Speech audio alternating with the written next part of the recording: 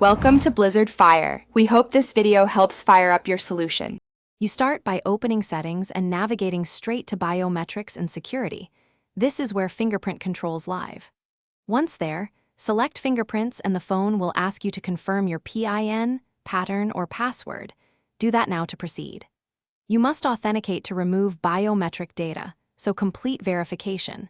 After it accepts, you'll see a list of registered fingerprints and options to edit or remove them. Now prepare to delete the fingerprint you no longer want. You'll tap the specific fingerprint entry shown in the list. This opens details and the remove option. Once you choose delete or remove, the device asks for final confirmation. Confirm it so the fingerprint is purged from secure storage. If you have multiple fingerprints, repeat this step for each one you want disabled.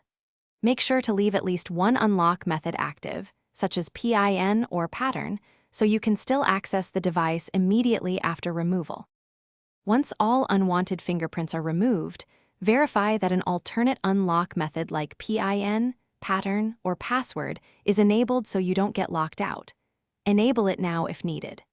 If the phone still prompts for fingerprint after removal, restart the device and revisit biometrics and security to confirm deletion.